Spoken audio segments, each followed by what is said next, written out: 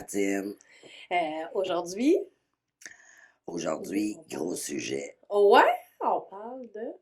de l'empowerment. Oh, vraiment. Ouais, méchant OK? gros mot. Puis il y a différentes définitions, qui découlent de ce terme-là. Fait qu'afin de Absolument. clarifier ça, là, je pense que c'est ça, là, tu vas nous donner Un un cours, petit aperçu, là, dans un le petit cours fond, là. d'histoire. Ouais. Un cours d'histoire sur le mot empowerment, euh, qui en français veut dire reprise de pouvoir. Mais le mot empowerment est vraiment mieux adapté, puis vous comprendrez à fur et à mesure qu'on va vous l'expliquer. Dans le fond, ça vient, là, le plus loin qu'on est capable de remonter, c'est dans le fond au 17e siècle en Grande-Bretagne. Dans le fond, c'était un mot qui s'appelle empower, qui, qui était dédié aux personnes qui avaient du pouvoir ou de l'autorité. Plus tard, au milieu du 19e siècle, c'est un mot qui a été formé qui définit à la fois un état et une action, celle de prendre du pouvoir. Donc, c'est de là, l'action et Mhm. l'état. C'est vraiment ça qui est important de retenir. Ce n'est pas juste de prendre le pouvoir, c'est d'être dans un état de prise de pouvoir. Et de façon positive, ça veut dire du pouvoir sur soi. Mais il va falloir qu'on attende dans les années 70 pour qu'il soit utilisé de manière un peu plus comme en intervention. Dans le fond, c'est le mouvement féministe noir, OK, aux États-Unis, qui a commencé à utiliser ça parce que il y avait la vague féministe aussi aux États-Unis blanche, mais les femmes blanches n'avaient pas du tout les mêmes besoins parce que c'était souvent des femmes de classe moyenne qui revendiquaient des droits. Tandis que les femmes racisées, elles, partaient beaucoup plus bas, devaient déjà défendre leurs propres droits fondamentaux. Donc, là, c'était vraiment la notion d'empowerment est devenue importante. Et c'est de là aussi qu'a découlé l'intervention féministe intersectionnelle. C'est ça, dans le fond, ce que je comprends, c'est qu'elle se reconnaissait moins à travers le féminisme dit blanc.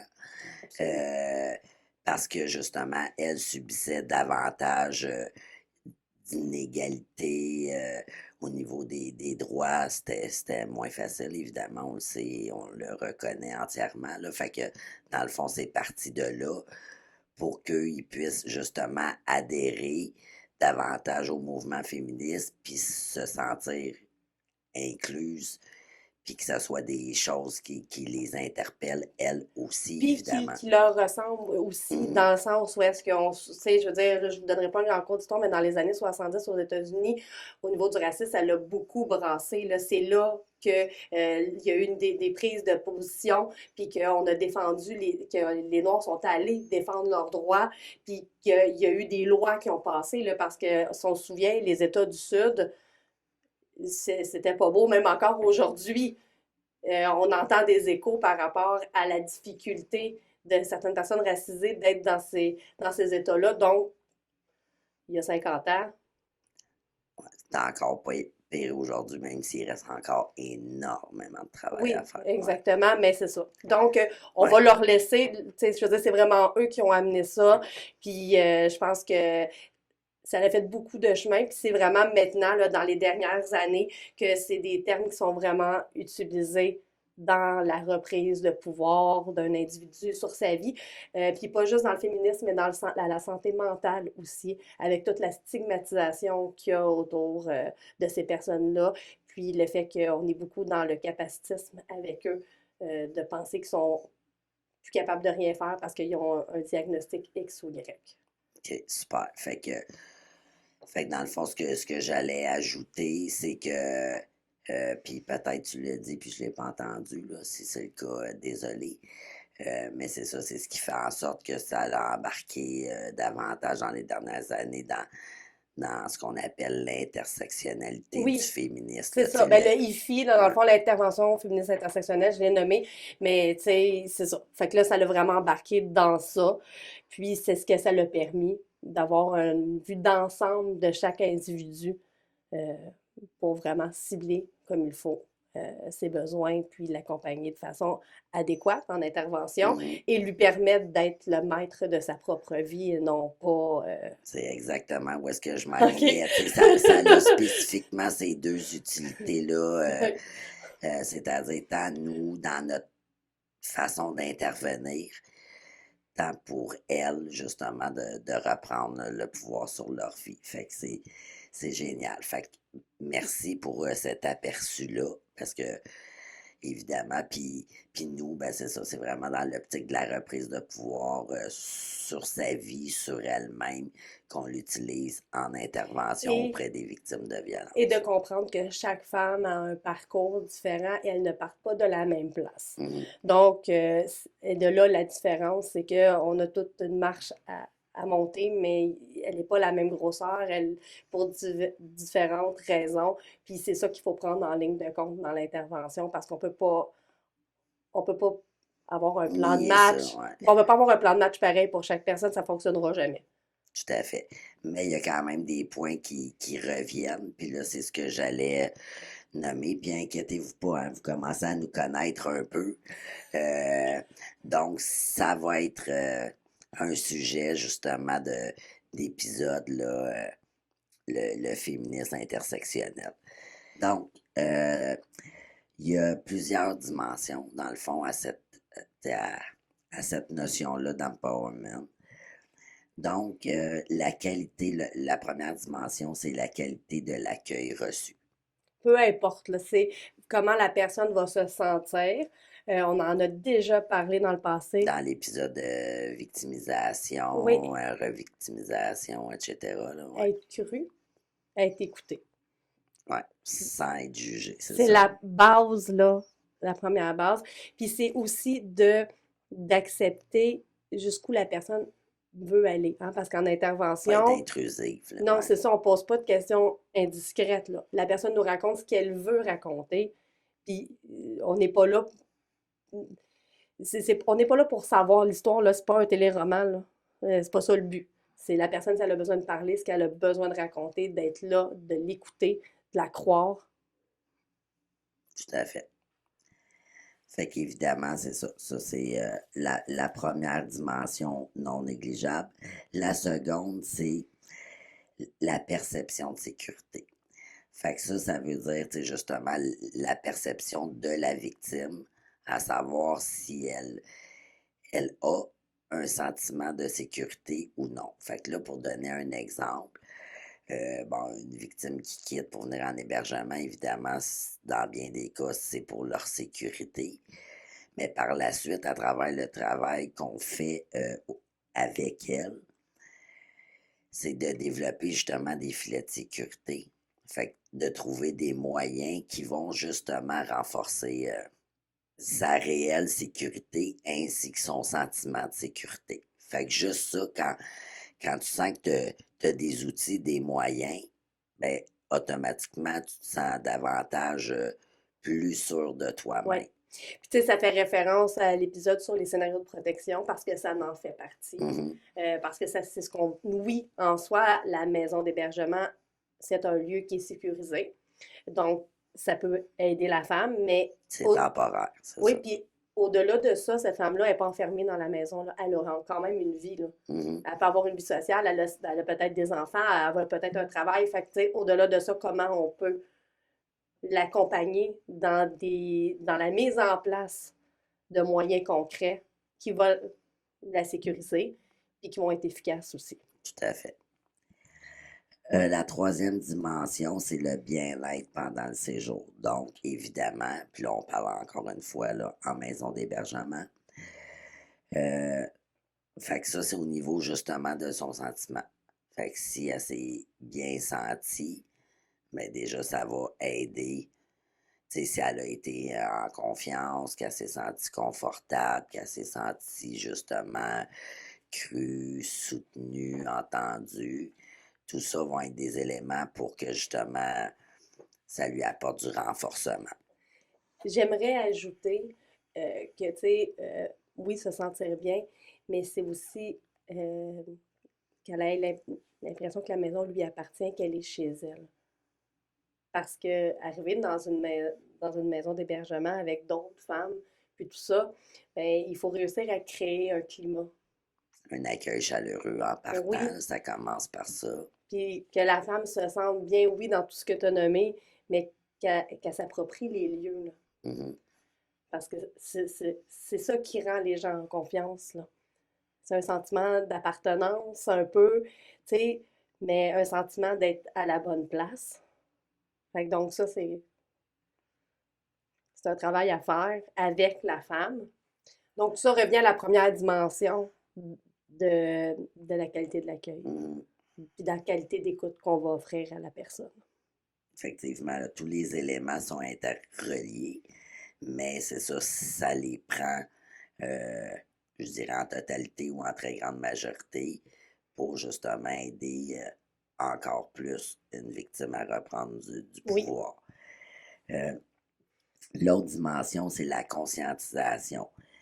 Fait que c'est-à-dire que à travers les interactions auprès des intervenantes, ben, si de un, elle conscientise qu'elle n'est pas responsable de ce qui lui est arrivé, parce que ça, je pense, c'est répété et répété, puis on le répétera jamais assez, mais il y a quasi toujours de la culpabilité puis de la honte suite oui, à une agression quelconque.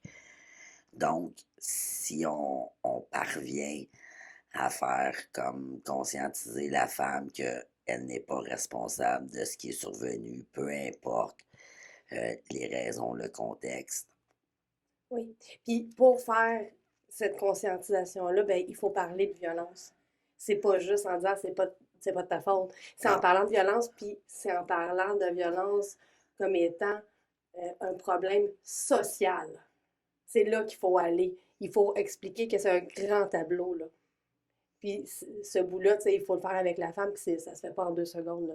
C'est avec des rencontres, des ateliers, peu importe les façons de faire, là. Il n'y a pas de mauvaise façon. Ça peut être dans l'informel aussi, mais c'est ça qu'il faut faire. ouais, puis tu sais, je vais donner juste un exemple comme le cycle, par exemple, qu'on a abordé en tout début de Oui, la première saison. Ben ça, c'est une base. Puis quand on réussit à, à faire conscientiser à la femme, c'est qu'elle, sans qu'elle se reconnaît dans ces différentes phases-là, puis qu'elle est en mesure de donner des exemples concrets de sa propre vie qui se rattachent aux différentes phases, c'est ce qu'on appelle conscientiser, parce que ça ne sera pas juste de comprendre rationnellement, non. c'est qu'elle elle va comprendre à la fois avec sa tête puis ses émotions la situation, là. Oui, puis ça l'amène à la prochaine dimension parce que, dans le fond, en voyant ça, ce que ça crée le sentiment de ne plus être seul. Mhm. Parce que vu qu'il y a des écrits sur ça, qu'il y a de la théorie, quand on est capable de s'identifier à cette théorie-là, ben, on n'est plus seul. La Donc, prochaine, on elle arrive s'appelle. avec la prochaine dimension qui est la solidarité.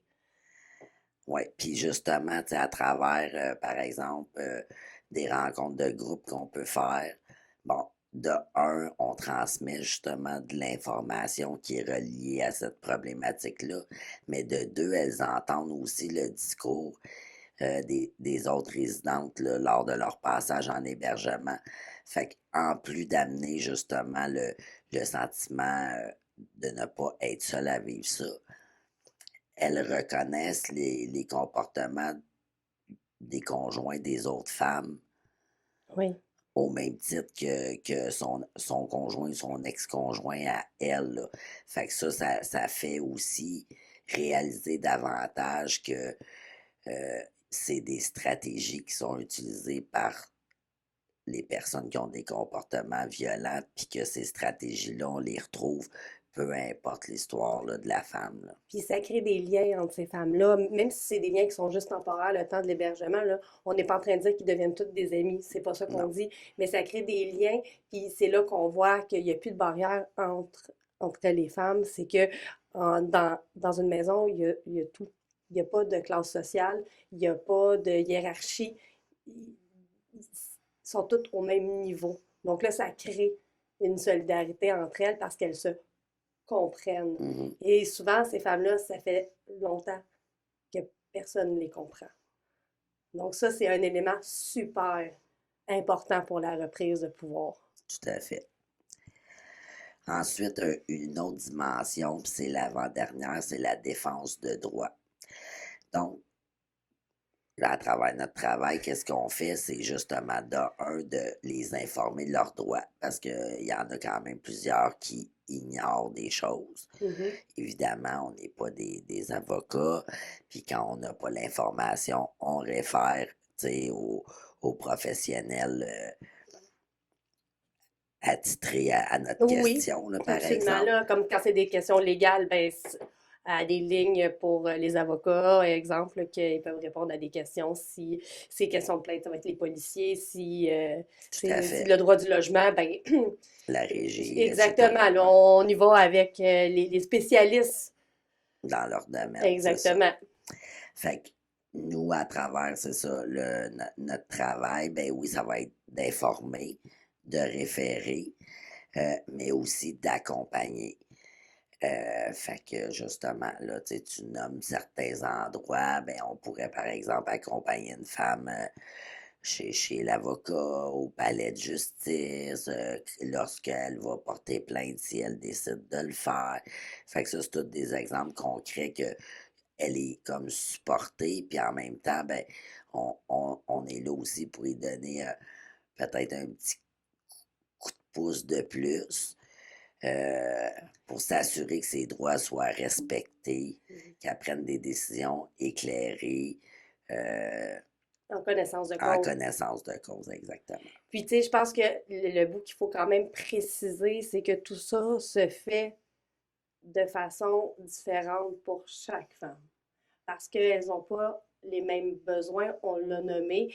Donc, il y a des femmes qu'on va, tu sais, que ça va être juste être un soutien moral, qu'on est juste là pour la soutenir, pour qu'elle puisse ventiler, pour qu'elle puisse se sentir mieux accompagnée. Mais il y a des femmes qui ont besoin de plus, puis que ça va être aussi ça, que c'est des femmes, mettons, qui vont Ou pas, que la oui, situation est. nécessitent Ouais. ça, donc de la revendication, des Mhm. trucs comme ça. Donc, il n'y a pas une situation pareille parce qu'il y a des femmes qui vont revendiquer davantage. Il y a des femmes, ça dépend, elles sont rendues dans leur cheminement. Puis nous, ben, on les accompagne. C'est ça le mot qu'il vaut. On ne fait, on fait pas à la place. Parce que si on fait à la place, on enlève la notion d'empowerment. C'est ça. C'est le C'est bout ça. un peu difficile pour. C'est Ouais. davantage l'encourager à le Oui, faire, qu'on soit présente ou non. oui, parce qu'il y a Mais des femmes qui demandent pas d'accompagnement. Hein, c'est pas toutes les femmes qui en non, non. demandent. Il y en a qui en demandent pas, il y en a qui en demandent. Il y a des femmes que les situations sont très complexes, puis que même nous, des fois, on a besoin d'être plus qu'une tête pour Ouais, puis réfléchir, là. on appelle aussi d'autres professionnels Oui, spécialisés dans leur domaine, justement, pour voir plus clair dans tout ça, là, donc, tu ouais. sais, c'est vraiment cette notion-là qui est importante, c'est que c'est dans l'optique que cette femme-là le fasse. C'est sa démarche à elle. Mhm.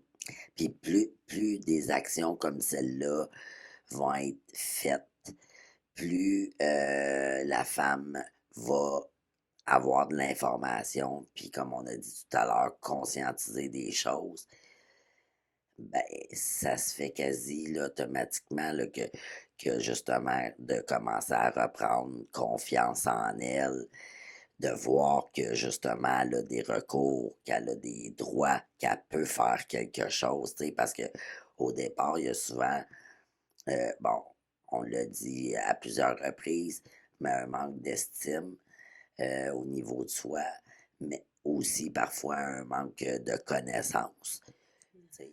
Ça va augmenter à la fois aussi mon sentiment de sécurité, de compétence, d'autodétermination et tout, là, tu sais. Puis c'est ça, la personne va commencer un petit peu à, de plus en plus d'ailleurs, tu sais, comme à y trouver son émancipation, là, parce que c'est ça, Oui. dans le fond, là, son autonomie et Puis tout, là. dans ça, il y a d'autres choses qui apparaissent. Ce qui est merveilleux, c'est la prise de décision. Parce que des fois, il y a des femmes qui arrivent puis qui disent c'est ça qu'il faut que je fasse, puis qui s'enlignent, puis qui finalement, en reprenant confiance en elles, ben, ils vont dire non, mais là-dessus, j'en mettrai pas d'énergie.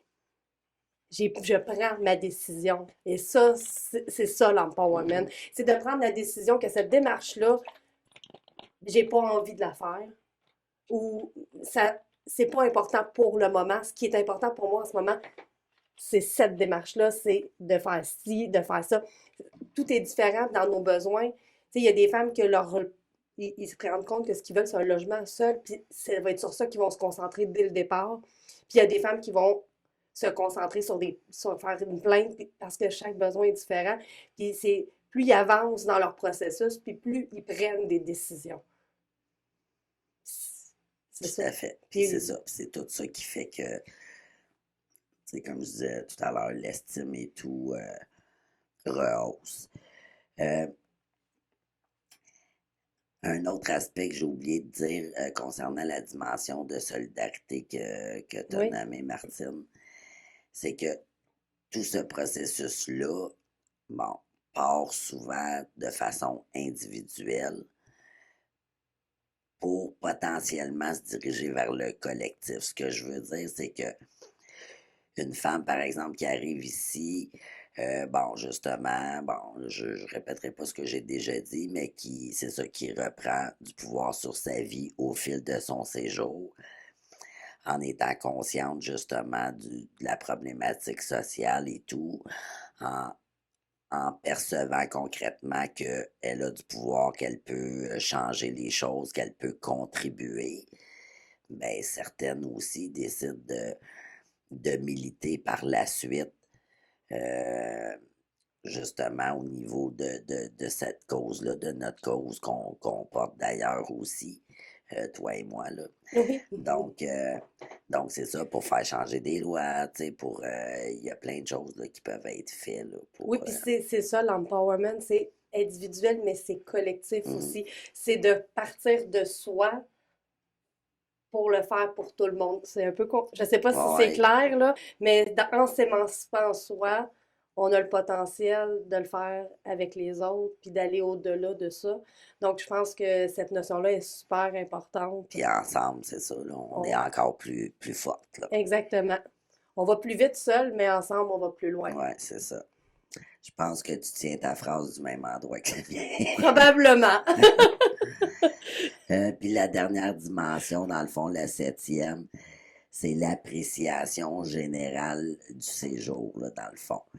Fait que, fait que dépendamment de tu sais, comment se sont déroulés euh, les entretiens avec, par exemple, les intervenantes, avec toutes les autres travailleuses qu'il peut y avoir en maison d'hébergement, parce qu'il n'y a pas que des intervenantes. Non. Il y a, tu sais, de la direction, parfois de la coordination, des cuisinières, des personnels entretien, Des bénévoles. etc. Oui, tout à fait. Souvent, les bénévoles, c'est des personnes qui ont décidé de s'allier à la cause, Tout dont à la solidarité est devenue un élément important dans leur vie personnelle. Quel beau lien. Puis, c'est ça. Puis avec les autres femmes aussi, Oui, évidemment, au niveau de leur démarche, comment ça s'est passé, justement. Fait que dépendamment de tous ces éléments-là, ben, ça fait en sorte que tu peux avoir une meilleure ou une moins bonne appréciation générale de ton séjour. Mais tout ça pour dire que cette dimension-là aussi, tu sais, a un impact sur oui. la reprise de pouvoir là, Puis ce qu'on de la essaie femme. d'amener aux femmes, c'est pas tant, tu sais, parce qu'on on peut pas se baser sur la réussite des démarches, parce qu'il y en a qui sont longues puis tout ça, mais c'est dans l'ensemble de comment ça s'est passé, du soutien qu'elle a reçu, de comment elle s'est sentie. Dans le fond, c'est l'ensemble de tous les autres éléments, des 6 autres dimensions qui va déterminer ça. Parce que les démarches, on n'a pas de pouvoir sur la conclusion. On n'a pas de pouvoir sur les personnalités en femmes parce que c'est toutes des femmes différentes, mais on a du pouvoir sur comment on va gérer le climat à l'intérieur de la maison, Mhm. puis qu'est-ce qui va être acceptable, puis qu'est-ce qui va pas l'être, puis le niveau d'équité, d'égalité, d'équité, hein, de justice, Ouais. tout ça. Plus on va respecter ça, puis plus on va inclure les femmes dans les solutions, mais plus, Ouais, dans leurs besoins, dans leurs oui, désirs, solliciter aussi leur collaboration, leur expertise aussi, parce que chaque femme qui vient ici a son expertise, là. Je veux dire, si on reçoit une femme, je veux dire qu'elle est comptable, ben, on s'entend que moi, c'est pas mon domaine du tout. Fait que ça se pourrait aussi qu'à mon tour, je pose des questions pour qu'elle puisse Oui. m'éclairer, puis, tu sais. C'est ça qui est de ben, pas particulier, ben c'est particulier quand on peut parler aux autres personnes qui connaissent pas notre milieu, mais de dire que moi, j'ai reçu des conseils d'une personne que je vois pour, pour la violence, ben ça peut paraître étrange, mais non, c'est justement ça, c'est ça l'essence même, c'est de partager. Mhm. Nos Donc, connaissances exactement. Puis respectives, ouais. il y en a, ces femmes-là, là, ils ont des parcours de vie, écoute, c'est merveilleux, là. Donc, il faut utiliser ça, puis ça les aide à reprendre confiance en elles, de se dire, ben oui, j'ai ces forces-là. Ouais, Parce que des fois, nos forces, on les oublie. Donc, tout à fait. Fait que tout ça, ça en fait partie. Puis l'autre élément, c'est ça que je voulais dire aussi, c'est que je vais répéter très rapidement, mais trois des éléments qui sont reliés encore une fois à l'empowerment, c'est qu'au départ, ce que je tentais de dire tout à l'heure dans d'autres mots, c'est qu'il y a un déficit de pouvoir. Quand je, quand je dis que la femme arrive avec une estime très, très, très basse, euh, il y a un sentiment d'impuissance aussi, qui l'habite. Après ça, ben, il y a l'autre étape qui est la prise de conscience qu'on a parlé. Puis toutes les actions que j'ai énumérées également, ben tout ça, ça amène justement le gain du pouvoir. Puis là, on parle pas, tu sais, comme tu l'as dit, c'est pas un pouvoir là, de, de domination, non, non, là, c'est un on n'est pouvoir pas comme sur soi, on n'est là. pas au 17e siècle, là, en Grande-Bretagne. Non. On c'est pas là, là. C'est pas ça, c'est pas les autorités, là, qui ont du pouvoir, là. C'est pas Fait que ça. nous, ce qu'on souhaite à travers notre travail, dans le fond, là, brièvement, c'est qu'on souhaite pouvoir franchir ces trois étapes-là avec les femmes Oui.